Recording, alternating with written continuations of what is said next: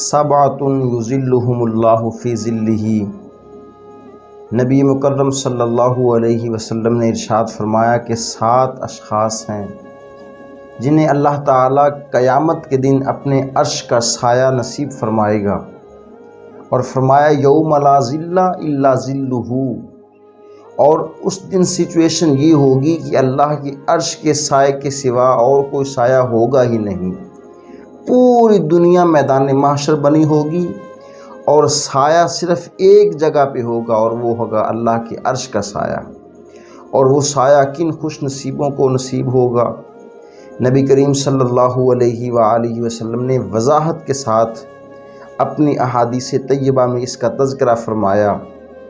اور بخاری شریف کی ایک حدیث ہے جو میں ابھی کوٹ کرنے لگا ہوں، اس میں 7 اشخاص کا ذکر حضور علیہ السلام نے اکٹھے فرمایا کہ وہ 7 لوگ ہیں جنہیں اللہ تعالیٰ اس دن جب کوئی سایہ نہیں ہوگا اور سورج سوا نیزے پہ زمین تانبے کی، لوگ اپنے ہی پسینے میں شرابور ہوں گے اور ڈوب رہے ہوں گے، تو فرمایا کہ ایسی سچویشن میں، ایسے عالم میں اللہ تعالیٰ ان لوگوں کو اپنے عرش کا سایہ نصیب فرمائے گا۔ اور یہ نہیں کہ حضور نے کسی مخصوص، کسی اسپیسیفک پرسن کا نام نہیں لیا کہ یہ لوگ، بلکہ حضور نے وہ اعمال ارشاد فرمائے کہ کوئی بھی ان اعمال کو اگر اختیار کرے گا، یہ 7 اعمال ہیں، اگر ان 7 کو یا ان میں سے کسی ایک عمل کو کوئی اختیار کر لے تو اللہ تعالیٰ اس شخص کو بھی اپنے عرش کے سائے کا حقدار بنا دے گا۔ تو وہ 7 اشخاص سے مراد 7 طرح کے لوگ ہیں، 7 اعمال ہیں جن کو اپنانے والے اللہ کے عرش کے سائے کے حقدار ہوں گے۔ تو وہ کون کون سے ہیں؟ ارشاد فرمایا الامام العادل، عادل حکمران جسے اللہ تعالیٰ نے اس دنیا میں حکمرانی عطا فرمائی، وہ چاہے کسی چھوٹے سے خطے کی ہو یا پوری دنیا کی ہو، جسے اللہ نے اپنے فضل سے حکمرانی عطا فرمائی، اور اس نے وہ حکمرانی انصاف کے ساتھ اس کو رول کیا، انصاف کے ساتھ چلایا، منصف مزاج تھا، ظلم سے بچتا رہا، بددیانتی سے بچتا رہا، اور عوام کو، رعایا کو دھوکہ دینے سے بچتا رہا۔ انصاف کے ساتھ اس نے اپنی حکومت کے معاملات کو چلایا، تو فرمایا کہ ایسے شخص کو، ایسے حکمران کو، انصاف کرنے والے حکمران کو اللہ قیامت کے دن اپنے عرش کا سایہ نصیب فرمائے گا۔ اور دوسری جگہ پہ فرمایا وَشَابٌ نَشَأَ فِي عِبَادَةِ اللَّهِ، اور وہ جوان جس کی جوانی اللہ کی عبادت میں گزرے، جوانی جس کی اللہ کے ذکر میں، اللہ کی یاد میں، اللہ کی عبادت میں گزری، اللہ تعالیٰ اس جوان کو بھی یہ شان عطا فرمائے گا کہ جس دن لوگ اپنے پسینوں میں ڈوب رہے ہوں گے، اللہ تعالیٰ اس جوان کو، جس کی جوانی عبادت الہی میں گزری، اس جوان کو اللہ اپنے عرش کا سایہ نصیب فرمائے گا۔ جوانی جو ہے نا، it is the best part of any one's life, یہ کسی بھی شخص کی زندگی کا سب سے بہترین حصہ ہے۔ اس جوانی کی اہمیت اور اس کی جو ہے قدر و قیمت، اس کا اندازہ اس حدیث سے لگایا جا سکتا ہے۔ نبی کریم صلی اللہ علیہ وسلم نے ایک اور مقام پہ ارشاد فرمایا کہ قیامت کے دن ہی، یہ بھی قیامت کے متعلق حدیث ہے، فرمایا کہ قیامت کے دن اللہ تعالیٰ کسی شخص کو اپنے سامنے سے ہلنے نہیں دے گا جب تک اس سے 4 سوال نہ کر لیے جائیں۔ وہ 4 سوالوں میں سے ایک فرمایا کہ اللہ تعالیٰ فرمائے گا تجھے میں نے زندگی دی، عمر دی، 100 برس یا 50 برس یا جتنی بھی تھی، وہ تم نے کہاں پہ بسر کی؟ جب پوری زندگی کا سوال ہو گیا تو اب اس میں کوئی حصہ بچا تو نہیں، لیکن فرمایا کہ اللہ تعالیٰ عمر کا سوال کرنے کے بعد جوانی کا سوال الگ سے فرمائے گا، پوچھے گا کہ تیری جوانی کہاں پہ گزری، تجھے جوانی دی گئی تھی، جوانی تو نے کہاں پہ بسر کی؟ تو جوانی کا سوال الگ سے کیا جائے گا۔ اس لیے فرمایا کہ جس جوان کی جوانی اللہ کی یاد میں، اللہ کی عبادت میں گزری، اللہ تعالیٰ اس جوان کو اپنے عرش کا سایہ عطا فرمائے گا۔ اور تیسرے مقام پہ فرمایا وَرَجُلٌ قَلْبُهُ مُعَلَّقٌ فِي الْمَسَاجِدِ، اور وہ شخص جس کا دل مسجد میں اٹکا رہے،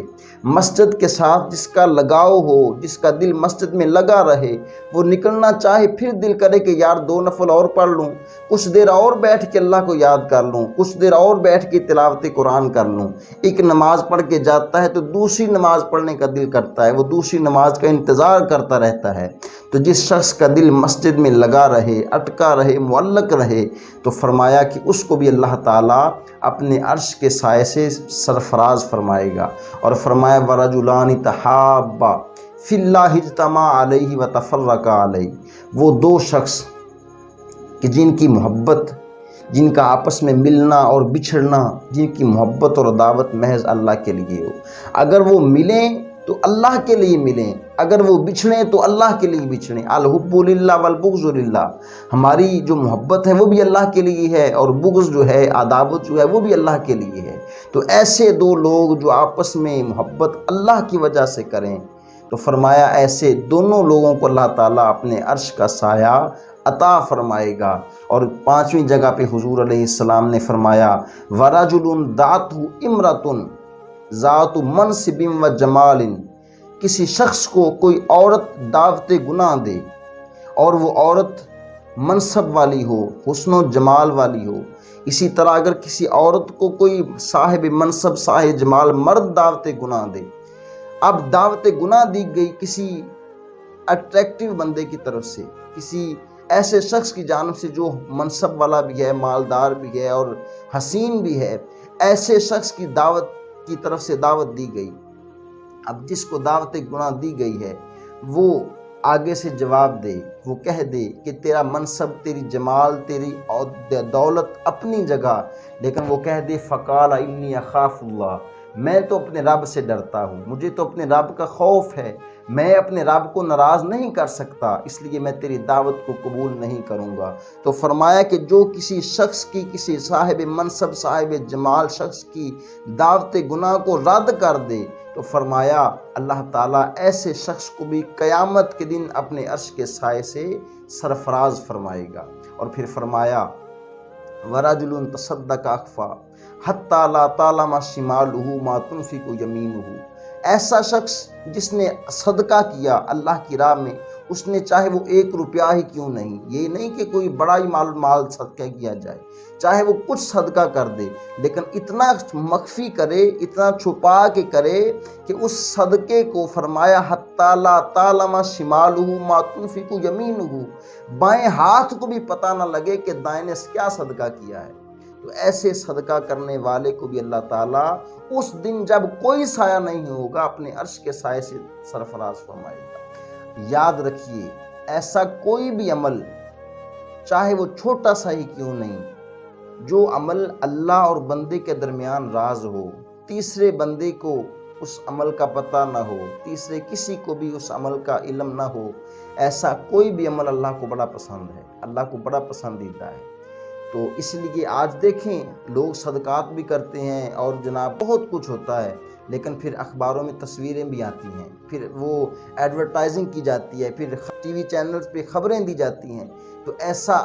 اس کی بھی ممانعت نہیں، اگر کوئی اچھی نیت سے کرے تو وہ بھی ٹھیک ہے، کسی کو ترغیب دلانے کے لیے، لیکن ایسا صدقہ جس کا کسی کو علم نہ ہو، حَتَّىٰ لَا تَعْلَمَ شِمَالُهُ مَا تُنْفِقُ يَمِينُهُ، کہ بائیں ہاتھ کو بھی پتہ نہیں چلا کہ دائیں نے کیا صدقہ کیا۔ تو حضور علیہ السلام نے فرمایا کہ ایسے صدقہ کرنے والے کو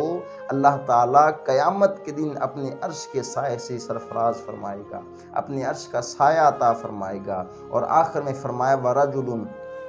ذَكَرَ اللَّهَ خَالِيًا، ایسا شخص، وہ بندہ جس نے اپنے رب کا ذکر کیا، کبھی دل آیا، دل مچل گیا، بیٹھ گئے اپنے رب کو یاد کرنے، مصلی بچھا لیا، نوافل پڑھے اور اپنے رب کو یاد کرنے لگا، ذکر کرنے لگا، اور ذکر کرتے کرتے ففادت عیناہ، اس کی آنکھیں چھلک پڑی،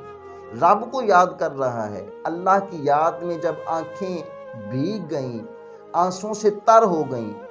تو پھر فرمایا حضور علیہ السلام نے کہ ایسے ذکر کرنے والے کو بھی اللہ تعالیٰ اس دن جب کوئی سایہ نہیں ہوگا، سورج سوا نیزے پہ ہے، زمین تانبے کی ہے، لوگ اپنے پسینے سے شرابور ہو رہے ہیں، کئیوں کو غوطے آ رہے ہیں، کئی ڈوب رہے ہیں اپنے ہی پسینے میں، تو فرمایا کہ ایسے صورتحال میں اللہ تعالیٰ اس ذکر کرنے والے کو فرمایا کہ اپنے عرش کا سایہ نصیب فرمائے گا۔